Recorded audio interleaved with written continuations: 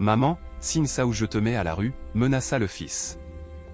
Mais Jésus lui réservait une surprise. Le soleil de Provence tombait comme du plomb en fusion sur le domaine du refuge, 20 hectares de terre fertile où les étables embaumaient le foin frais et où les vaches charolaises paissaient à l'ombre des chênes centenaires.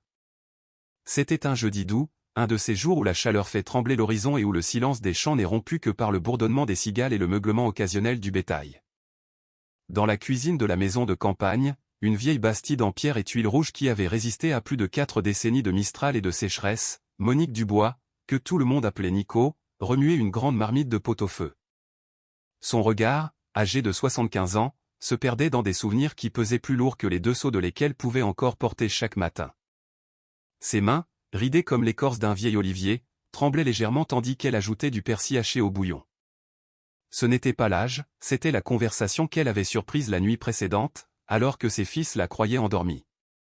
Les voix de Nicolas, 52 ans, Stéphane, 49 ans, et Christophe, 45 ans, avaient traversé les épais murs de pierre comme des poignards acérés.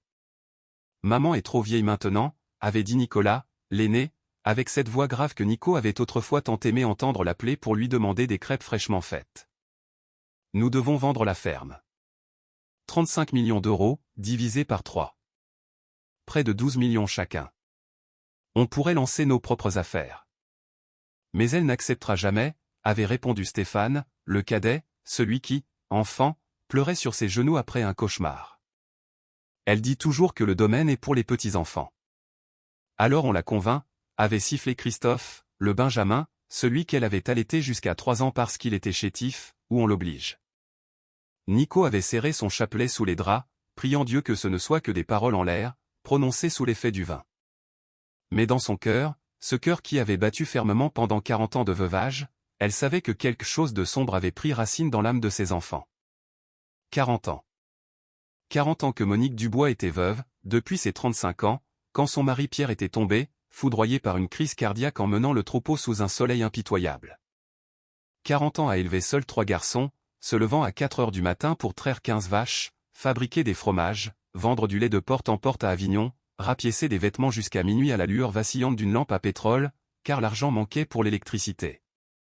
Seigneur Jésus, murmurait Nico en trayant dans ses eaux glaciales d'hiver, les doigts gourds et les larmes gelant sur ses joues, toi qui fus orphelin de père, veille sur mes orphelins. Toi qui as connu la faim, multiplie ce peu de lait pour les nourrir. Toi qui as travaillé de tes mains, bénis ces mains fatiguées. Et Dieu avait répondu. La ferme avait prospéré. Les 20 hectares que Pierre avait laissés s'étaient remplis de bétail de bonne race. Les fromages de chèvre de Monique étaient devenus célèbres dans 3 communes. Le lait était si pur que les grands restaurants le commandaient spécialement. Nicolas avait pu étudier l'agronomie, Stéphane avait obtenu un diplôme en gestion d'entreprise, et Christophe était devenu vétérinaire. Tous les 3 avaient une carrière, une femme, des enfants. Tous les 3 avaient construit de belles maisons modernes sur le terrain même du domaine, des maisons avec climatisation et grands écrans, tandis que Nico continuait de vivre dans la vieille bastide où elle avait élevé seule sa couvée. Mais les épouses de ses fils, Sandrine Leclerc, Valérie Rousseau et Isabelle Martin, avaient des yeux qui brillaient d'ambition. Elles voulaient des voitures neuves, des vacances sur la Côte d'Azur, des vêtements de marque, et elles avaient rempli la tête de leur mari d'un venin plus mortel que celui des vipères qui se cachaient parfois dans les garrigues.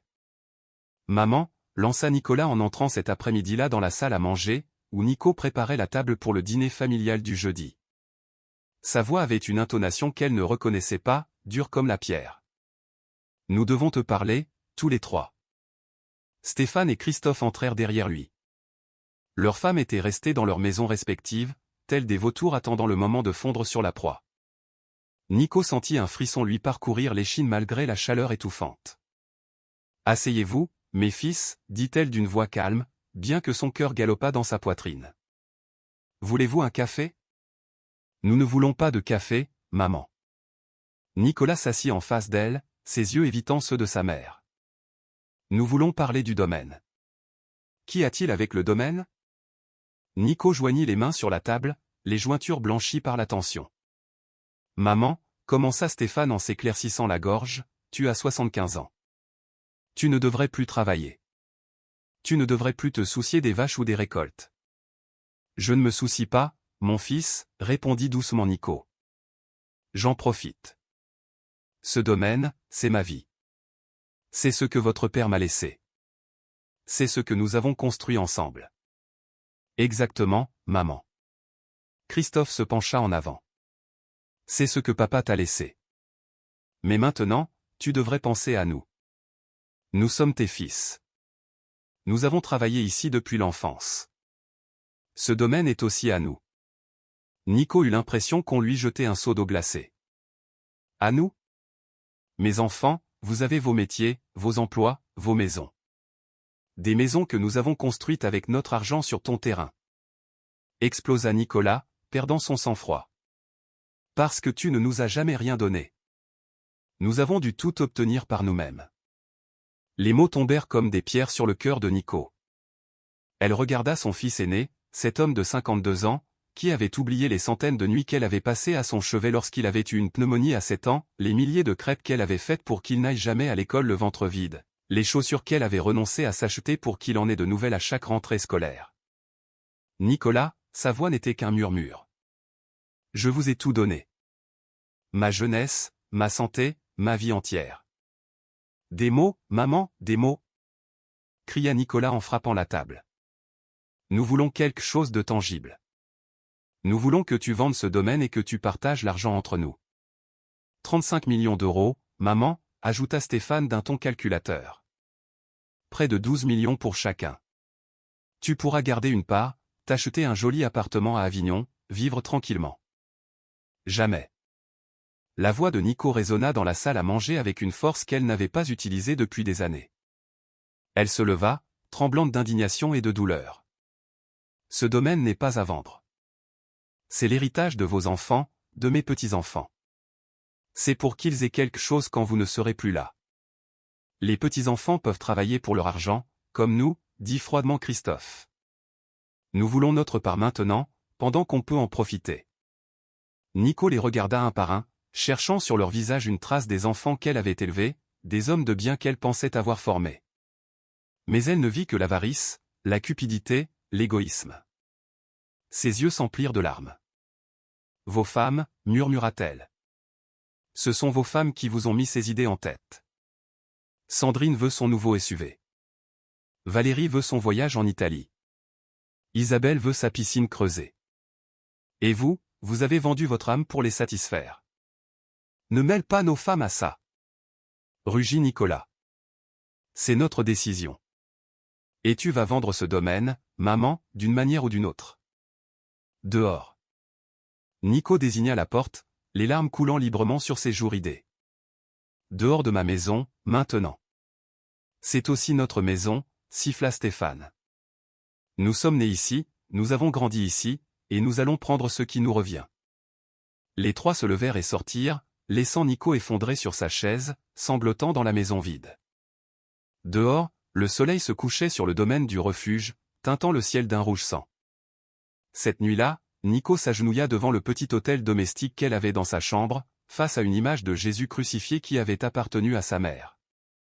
Ses genoux craquèrent en touchant le sol en tomate froide.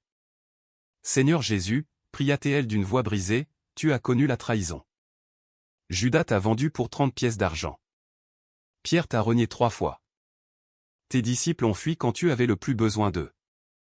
Mais ma douleur, Seigneur. Mes propres fils, les enfants que j'ai portés, que j'ai allaités, pour qui j'ai donné 40 ans de ma vie, veulent m'arracher la seule chose que j'ai. Donne-moi la force, Seigneur. Je ne sais que faire. Je ne sais comment affronter cela. Mais je me confie à toi. Dans le psaume 68, verset 5, tu promets d'être le père des orphelins et le défenseur des veuves.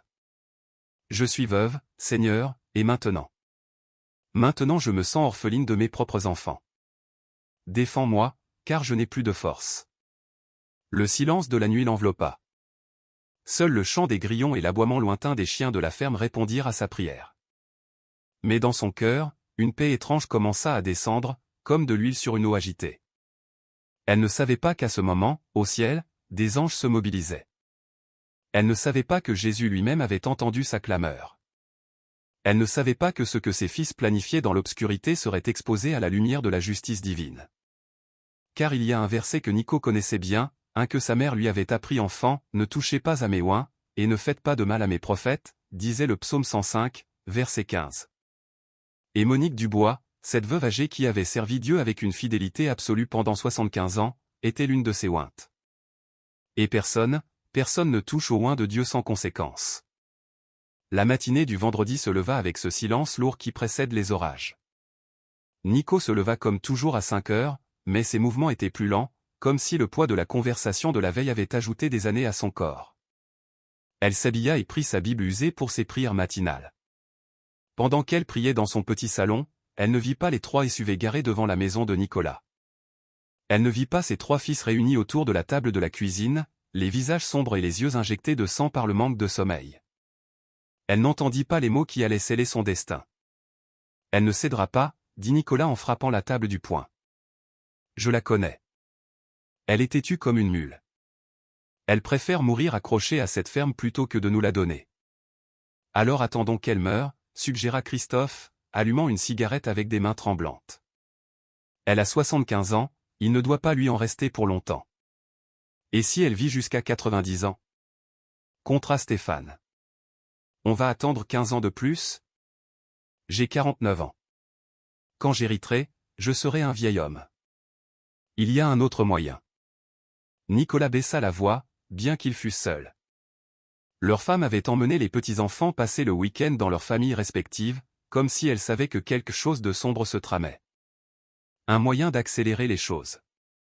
Stéphane et Christophe le regardèrent, les yeux brillants d'un mélange de cupidité et de peur.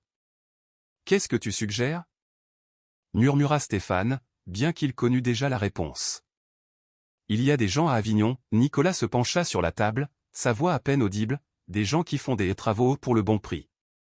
Le silence qui suivit fut dense, chargé. Dehors, un coq chanta. À l'intérieur de cette cuisine, 3 fils planifiaient la mort de leur mère. Tu parles d'eux. Christophe ne put finir sa phrase. Personne n'a besoin de le savoir, continua Nicolas. Elle est vieille. Un accident, une chute, un cambriolage qui a mal tourné. Ça arrive tout le temps. Mon Dieu, Stéphane se passa les mains sur le visage. On parle de maman. De la femme qui nous a donné la vie. La femme qui nous refuse ce qui nous revient de droit, siffla Nicolas avec venin. La femme qui préfère que nous attendions comme des chiens affamés plutôt que de nous donner ce que nous méritons. Pense-y, Stéphane. 12 millions d'euros. Que ferais-tu avec 12 millions? Valérie pourrait avoir sa villa de rêve. Tes enfants pourraient étudier dans les meilleures universités. Tu pourrais lancer cette entreprise d'import-export que tu as toujours voulu. Les yeux de Stéphane se troublèrent de visions de richesse. Il hocha lentement la tête. Et toi, Christophe? Nicolas se tourna vers son jeune frère. Isabelle se plaint toujours que vous ne pouvez pas voyager, que vous n'avez pas d'argent pour rénover la maison. Avec 12 millions, tu serais le mari qu'elle mérite. Christophe écrasa sa cigarette dans le cendrier avec une force excessive. Et comment ferais-tu? Comment tu contactes ces gens? Nicolas sourit, un sourire qui n'avait rien d'humain. Je les ai déjà contactés. Hier soir, après avoir parlé à maman. Je savais qu'elle ne céderait pas, alors je me suis préparé. Il sortit un vieux portable jetable, de ceux qu'on achète dans n'importe quelle supérette. Il composa un numéro. Ouais. Répondit une voix rauque. C'est moi, dit Nicolas. Le travail dont on a discuté. Mes associés sont d'accord. Quand peut-on se voir? Aujourd'hui, 15 heures, au relais du Rocher sur la route de Marseille. Venez seul. Nicolas raccrocha et regarda ses frères. À 15 heures. On apporte l'argent, ils font le travail. Lundi, nous serons libres. À 14h55, un utilitaire Nissan noir se gara au relais du Rocher, un endroit isolé sur la nationale où ne s'arrêtaient que des camionneurs et des gens qui ne voulaient pas être vus. Nicolas, Stéphane et Christophe descendirent du véhicule, nerveux, en sueur, non pas à cause de la chaleur, mais du poids de ce qu'ils s'apprêtaient à faire. À une table du fond, 3 hommes les attendaient. Le genre d'hommes qui n'ont pas besoin de présentation, visage buriné par le soleil et par des activités sur lesquelles il valait mieux ne pas poser de questions, yeux froids qui en avaient trop vu, mains calleuses qui en avaient trop fait. Asseyez-vous, dit le chef, un homme d'une 40aine d'années avec une cicatrice qui lui barrait le visage du sourcil à la pommette. Il se faisait appeler le balafré. Les frères s'assirent, évitant de se regarder. Parlons clair, dit le balafré. Vous voulez que votre mère disparaisse. C'est ça? Nicolas hocha la tête, la bouche sèche. C'est ça. Mais ça doit avoir l'air naturel, ou d'un accident. Le balafré rit, un rire sans joie. En Provence, mon vieux, les disparitions ne ressemblent pas à des accidents, elles ressemblent à des disparitions. Les gens disparaissent tout le temps. Personne ne pose trop de questions. Combien? Demanda Stéphane, voulant en finir rapidement. 500 000 euros, dit le balafré sans ciller. 250 000 maintenant, 250 000 quand le travail sera fait. 500 000. S'écria presque Christophe. C'est une vieille sans défense, pas le président de la République. Le balafré le fusilla du regard. C'est ta mère, ordure. Si c'était si facile, tu le ferais toi-même. Mais tu viens nous demander de nous salir les mains avec ton sang. Donc le prix, c'est 500 000. C'est à prendre ou à laisser. Nicolas sortit un sac de sport de sous la table. Il l'ouvrit, révélant des liasses de billets. Voici les 250 000. Je les ai comptés 2 fois. Quand le faites-vous? Le balafré compta rapidement l'argent avec des gestes experts. Il hocha la tête, satisfait. Demain, c'est bien. Samedi. Elle a une routine, votre vieille? Tous les samedis, elle va au marché d'Avignon, dit Nicolas, sentant qu'il creusait sa propre tombe à chaque mot. Elle prend l'autocar de 8 heures, elle rentre vers 14 heures. Parfait. Le balafré rangea l'argent. On l'intercepte sur le chemin du retour. On la met dans une camionnette, on l'emmène dans la collinée. La garrigue est vaste en Provence. Personne ne la retrouvera. Stéphane sentit qu'il allait vomir. C'était réel. Ce n'était plus un fantasme sombre dans sa tête. Ils payaient pour faire tuer leur mère. Attends, murmura-t-il en attrapant le bras de Nicolas. Attends, c'est mal. Nicolas se dégagea. Tu sais ce qui est mal, Stéphane? Travailler comme un âne toute ta vie et n'avoir rien à montrer. Avoir une mère qui préfère des vaches à ses propres enfants. Ça, c'est mal. Ça, c'est la justice. Le balafré se leva, suivi de ses 2 acolytes. Samedi, 8h30, autocar d'Avignon. Vieille de 75 ans, cheveux blancs. Blancs, et elle porte toujours un châle marron, confirma Nicolas, scellant la condamnation à mort de sa mère. Les 3 hommes partirent, laissant les frères assis à cette table maudite, avec le poids de Caïn sur leurs épaules. Que Dieu nous pardonne, murmura Christophe, des larmes coulant sur son visage. Dieu n'existe pas, dit Nicolas avec amertume. S'il existait, il ne nous laisserait pas vivre comme ça, à travailler comme des esclaves pour une vieille qui ne veut pas lâcher un centime. Mais Nicolas avait tort. Dieu existait. Et à ce moment précis, dans ce restaurant, un serveur qui nettoyait les tables voisines avait tout entendu. C'était un jeune de 22 ans nommé Léo Bernard, qui travaillait là pour payer ses études de théologie. Ses mains tremblaient en ramassant les verres sales. Quand les frères partirent, Léo courut aux toilettes et tomba à genoux. « Seigneur Jésus, pria-t-il d'une voix tremblante, que dois-je faire? Je viens d'entendre une chose terrible. 3 hommes ont payé pour faire tuer leur mère. Dis-moi quoi faire, Seigneur. Aller à la gendarmerie? Je n'ai aucune preuve. Ces gens. Ces malfrats.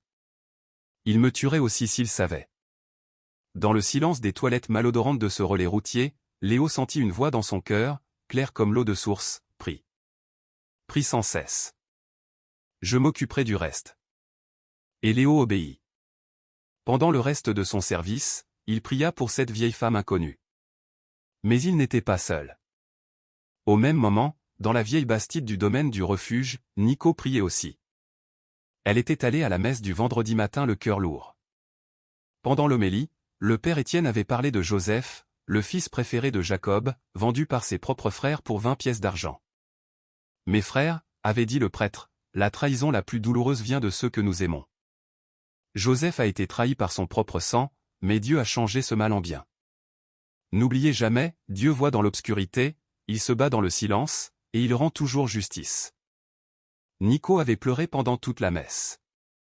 Maintenant, agenouillée devant son autel, elle ouvrit sa Bible à la Genèse, chapitre 37. Et lorsque les Madianites, marchant, passèrent, ils retirèrent Joseph de la citerne et le firent remonter, et le vendirent aux Ismaélites pour 20 sicles d'argent. Et ils menèrent Joseph en Égypte, lut-elle à voix haute. Ses larmes tachèrent les pages fines.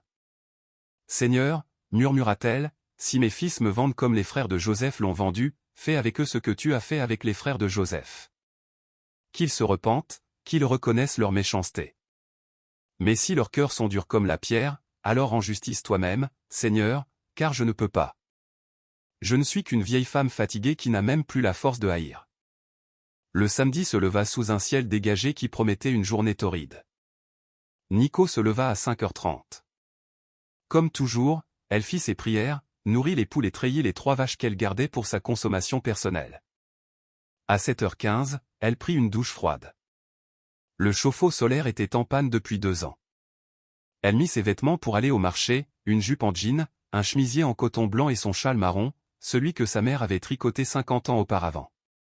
Dans son sac en toile, elle mit 2 thermos, un de café noir et un de lait chaud, ainsi que 100 € en petites coupures, tout ce qu'elle avait pour les courses de la semaine.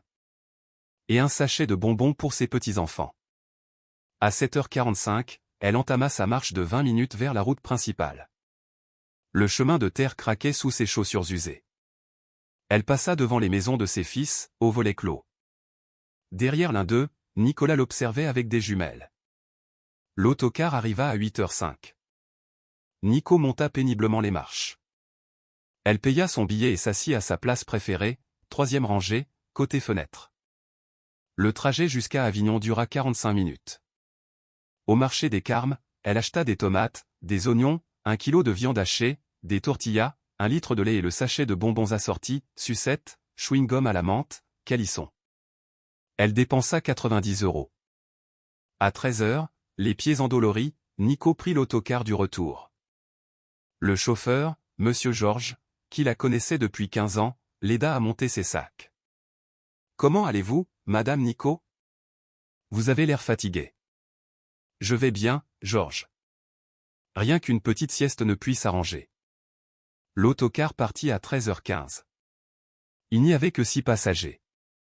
À 13h40, l'autocar s'arrêta à l'arrêt habituel où Nico descendait. « Que Dieu vous bénisse, Madame Nico, » dit le chauffeur. « Vous de même, Georges. À samedi prochain. » Mais il n'y aurait pas de samedi prochain. Nico commença à marcher sur le chemin de terre. Elle avait parcouru à peine 500 mètres quand elle entendit le rugissement d'un moteur s'approchant rapidement derrière elle. Le SUV Chevrolet Suburban blanc sans plaque d'immatriculation s'arrêta à sa hauteur, soulevant un nuage de poussière. La portière latérale s'ouvrit brusquement. Avant que Nico ne puisse crier, 2 mains puissantes la saisirent et la tirèrent à l'intérieur. Ses sacs de course tombèrent, éparpillant tomates et bonbons sur la terre sèche. « Lâchez-moi. Au secours !» Une main calleuse lui couvrit la bouche. La portière se referma. Le véhicule démarra en trombe. À l'intérieur, Nico se débattit, mais c'était inutile. Ils étaient 3, le balafré et ses 2 acolytes. « Calmez-vous, madame » grogna le balafré depuis le siège conducteur. « On ne va rien vous faire. Pour l'instant. » Nico cessa de se débattre pour conserver son énergie. « Qui êtes-vous ? Que voulez-vous ? Je suis pauvre, je n'ai pas d'argent. » « Vous avez un domaine de 20 hectares évalué à 35 millions d'euros, l'interrompit le balafré avec un sourire cruel. « Et vous avez 3 fils qui nous ont payé pour nous débarrasser de vous. » Le monde de Nico s'arrêta. « Quoi ? » murmura-t-elle, bien qu'elle eût parfaitement entendu. « Ce que vous avez entendu, madame. Vos chers fils, Nicolas, Stéphane et Christophe, nous ont payé 500 000 € pour vous enlever, vous emmener dans la collinée, et bien, vous faire disparaître pour toujours, afin qu'ils puissent hériter de votre domaine. Alors, de bons garçons, n'est-ce pas ? » Les larmes commencèrent à couler sur les joues de Nico, mais ce n'étaient pas des larmes de peur. C'était la douleur d'une mère qui découvre que les enfants qu'elle a sortis de son ventre, qu'elle a élevés avec sa sueur et son sang, l'ont vendu. « Mes fils. » Sa voix se brisa, mes fils m'ont vendu. C'est ça, la vieille, rit l'un des hommes. Et ils n'ont même pas mis le prix. 500 000 divisé par 3. C'est la valeur qu'ils donnent à votre vie. Après 45 minutes sur des chemins de terre chaotiques, ils arrivèrent à une bastide abandonnée au milieu de nulle part, le toit à moitié effondré. Ils firent descendre Nico et la cire sur une chaise en plastique cassée. « Vous allez rester ici, madame, » dit le balafré en allumant une cigarette. « Vous avez de la nourriture et de l'eau pour 3 jours. Après, on revient, on termine le travail et on encaisse le reste. Alors profitez de vos derniers jours sur terre. » Ils fermèrent la porte avec un cadenas et partirent. Nico resta assise, la réalité s'abattant sur elle comme une dalle de béton. Ses fils l'avaient condamnée à mort. Les heures passèrent. La nuit tomba, froide et absolue. À 2 heures du matin, le dimanche, elle se laissa glisser de la chaise et s'agenouilla sur le sol en terre battue. « Seigneur Jésus », sa voix résonna dans le silence. « Je ne te demande plus de me sauver. Si c'est ta volonté que je meure ici, je l'accepte. Mais je te supplie, rends leur justice. Pas par vengeance, Seigneur, mais par justice. Ils ne peuvent pas rester impunis, hérités de mon domaine après m'avoir assassiné. S'il te plaît, Seigneur, toi qui vois dans le secret, agis. Même si je ne vis pas pour le voir. Agis, s'il te plaît. » Elle pleura jusqu'à ne plus avoir de larmes. Puis, dans l'obscurité la plus totale, quelque chose changea. Nico sentit une présence, une chaleur douce. Elle leva la tête. « Seigneur, est-ce toi ?» La réponse vint, une pensée claire dans son esprit, « Je suis ici. J'ai toujours été là. Et ceux qui ont touché à mon ointe paieront le prix. Repose-toi, Monique. Je me bats pour toi. » Pour la première fois en 20 heures, Nico sentit la paix. Elle s'allongea sur le sol froid et s'endormit. Nico se réveilla au son de pas s'approchant. Étaient-ce ses ravisseurs? La porte s'ouvrit. La lumière de l'aube l'aveugla. Quand ses yeux s'habituèrent, elle vit la silhouette d'un homme. Ce n'était pas le balafré. C'était un homme jeune, peut-être 33 ans, vêtu simplement d'un jean usé et d'une chemise blanche.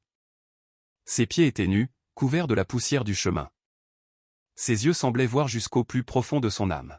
« Monique Dubois, » dit l'homme d'une voix douce mais ferme, « n'ayez pas peur. Je suis venu vous libérer. » Nico était pétrifié. Personne ne l'appelait par son nom complet. « Qui êtes-vous » balbutia-t-elle. L'homme s'agenouilla devant elle, prenant ses mains ridées dans les siennes. Ses mains étaient chaudes, calleuses, des mains de charpentier. « Mon nom est Jésus, » dit-il simplement. Le cœur de Nico s'arrêta. « Oui, Monique. » L'homme sourit avec une tendresse qui fit fondre toutes ses défenses. « C'est moi, celui que tu pries depuis 75 ans. Celui qui a entendu ta clameur cette nuit. » Les larmes jaillirent des yeux de Nico. Elle tomba à genoux. « Seigneur, est-ce vraiment toi? Tes fils t'ont vendu, Monique, » continua Jésus, sa voix portant maintenant un tranchant de juste colère.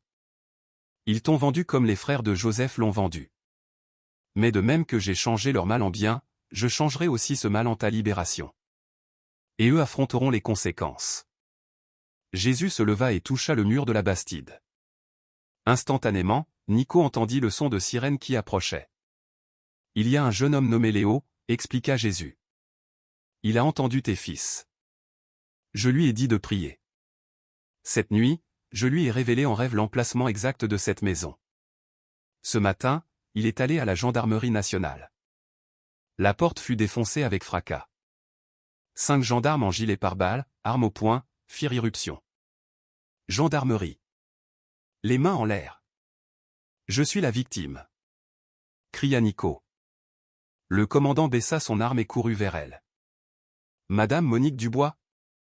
Nous vous avons trouvé. Un jeune homme, Léo Bernard, nous a tout raconté. On enveloppa Nico dans des couvertures, on lui donna de l'eau. Ils vous ont fait du mal? Non, mais ils m'ont dit que mes fils les avaient payés pour me tuer. Le visage du commandant se durcit. Un autre gendarme entra en courant. Commandant, on a intercepté 3 individus dans un SUV blanc à 5 km. Ils avaient des armes, de la drogue et 250 000 € en liquide. 10 minutes plus tard, le balafré et ses acolytes furent traînés, menottés, devant Nico. Leurs visages blêmirent. « Ce sont eux, dit-elle. » L'un des hommes, un jeune nommé Lucas Petit, craqua. « Ce sont les fils. Les 3 fils, Nicolas, Stéphane et Christophe. Ils nous ont payé 500 000 pour la faire disparaître. »« C'est vrai, madame ?» demanda le commandant. Nico ferma les yeux, des larmes coulant. « Oui, c'est vrai. » Le commandant parla dans sa radio, mandat d'arrêt immédiat pour Nicolas Durand, Stéphane Lambert et Christophe Moreau. Chef d'accusation, complot d'assassinat, enlèvement et séquestration, et association de malfaiteurs. Mobilisez-vous. Nico fut emmené à l'hôpital d'Avignon. Déshydraté, traumatisé, mais indemne. « Où est l'homme qui m'a trouvé en premier ?» demanda-t-elle à une infirmière. L'homme à la chemise blanche. L'infirmière la regarda, confuse. « Madame, les gendarmes disent que vous étiez seule quand ils sont entrés. » Mais Nico savait. Ce n'était pas une hallucination. C'était Jésus. Au même moment, à 50 km de là, au domaine du refuge, 6 voitures de la gendarmerie nationale encerclaient les lieux. Nicolas Durand, Stéphane Lambert, Christophe Moreau. Vous êtes en état d'arrestation. Sortez les mains en l'air. Les 3 frères se regardèrent avec une terreur absolue. Ils furent arrêtés, menottés, sous le regard des voisins et les cris de leurs femmes. Dans la voiture, Nicolas demanda « De quoi sommes-nous accusés ?» Le gendarme le regarda dans le rétroviseur avec un mépris total. « De tentative de meurtre sur votre propre mère, ordure. Vous pensiez vraiment vous en tirer ?» À l'hôpital, Nico apprit l'arrestation de ses fils. Elle ne ressentit aucune joie, seulement une douleur profonde et une gratitude encore plus profonde. « Merci, Jésus, murmura-t-elle. Merci d'avoir rendu justice. » Le procès fut l'une des affaires les plus retentissantes de l'histoire récente de la région. Des fils paient pour assassiner leur mère veuve pour l'héritage, titraient les journaux. L'indignation publique était immense. 3 mois plus tard, au tribunal d'Avignon, la salle était comble. Nico entra, soutenu par le père Étienne. Elle avait perdu 8 kilos, mais ses yeux brillaient d'une paix surnaturelle. En face d'elle, ses 3 fils, en uniforme de détenu, brisés. Le juge Jean-Luc Fournier entra. « J'ai examiné les preuves, » dit le juge d'une voix grave. « Nous avons les aveux complets des malfaiteurs. Nous avons les preuves financières. Nous avons le témoignage de Léo Bernard. Et nous avons le témoignage de la victime. » Il se tourna vers les frères. « Avez-vous quelque chose à dire ?» Nicolas se leva. « Je ne vais accuser personne d'autre. C'était ma décision. Je voulais l'argent. J'ai essayé de tuer ma mère. » Stéphane se leva à son tour, en sanglotant. « Je suis coupable de la pire des trahisons. Je mérite de pourrir en prison. » Le juge se tourna vers Nico. « Madame, souhaitez-vous dire quelque chose ?» Nico se leva et s'avança. Elle regarda ses fils. « Nicolas, » sa voix était ferme, « quand tu es né, tu étais parfait. Je t'ai donné 40 ans de ma vie. Et tu m'as vendu pour 500 000 €. » Nicolas s'effondra, à genoux. « Maman, pardonne-moi. » Elle se tourna vers Stéphane, puis Christophe, leur rappelant à chacun un souvenir d'amour et de sacrifice, contrastant avec leur trahison. « Je veux que vous sachiez une chose.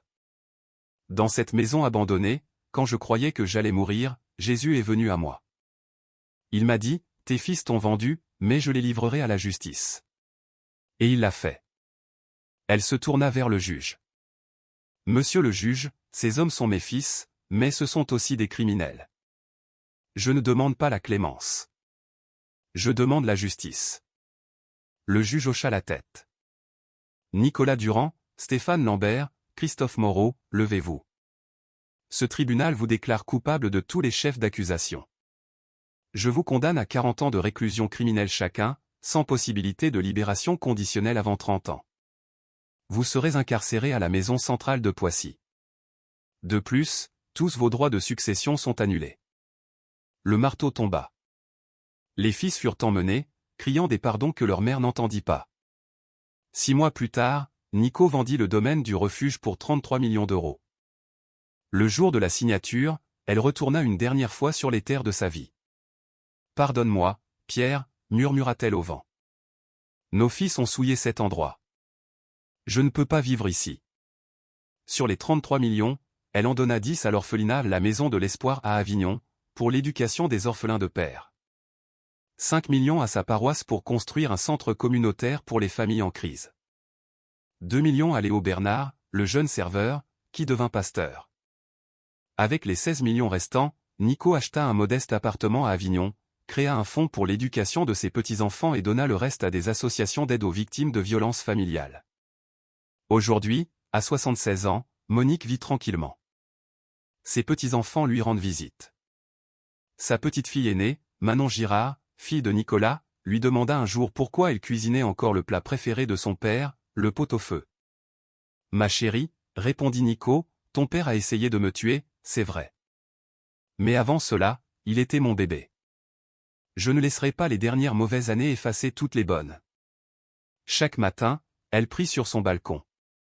Elle prie pour ses fils, pour qu'ils se repentent vraiment. À la maison centrale de Poissy, Nicolas, Stéphane et Christophe purgent leur peine. Ils sont méprisés par les autres détenus. Matricide, et le murmure qui les suit. Nicolas a trouvé une Bible. Il lit et pleure chaque nuit. Un jour, un détenu imposant appelé le Tigre lui dit « J'ai tué 6 hommes, mais toi, tu as essayé de tuer la femme qui t'a donné la vie. Comment tu vis avec ça ?» Stéphane travaille aux cuisines, se souvenant des plats de sa mère. Christophe est en thérapie, un fantôme de lui-même. Leurs femmes ont divorcé. Leurs enfants portent une honte qui n'est pas la leur. 3 ans après le procès, Nico reçut une lettre de Nicolas. La 128e. Pour la première fois, elle l'ouvrit. « Maman, écrivait-il, je sais que je ne mérite rien. Mais j'ai changé. Dieu me change. Je lis la Bible et je pleure en pensant à Joseph. Je t'ai vendu, maman. Je suis vraiment repenti. Je ne demande pas ton pardon, je ne le mérite pas. Je veux juste que tu le saches. Je vais utiliser ces années pour devenir l'homme que j'aurais dû être. Je t'aime, maman. Ton fils repenti, Nicolas. » Nico lut la lettre 3 fois, en larmes. Elle s'agenouilla. « Seigneur Jésus, apprends-moi à pardonner comme tu pardonnes. » Elle prit un papier et écrivit « Nicolas, j'ai reçu ta lettre. La blessure est trop profonde. Mais je prie pour toi tous les jours. Utilise bien ces années. Change. C'est tout ce que je peux t'offrir, mes prières. Que Dieu ait pitié de ton âme. Ta mère, Monique. » Elle envoya la lettre. 2 semaines plus tard, l'aumônier de la prison l'appela. « Madame, votre fils a reçu votre lettre. Il a pleuré pendant 2 heures. Il m'a demandé de vous dire que c'était la première lueur qu'il voyait en 3 ans de ténèbres. » Nico ne sait pas si elle leur écrira de nouveau, si elle les verra un jour. Mais elle sait que Dieu rend justice et fait aussi miséricorde.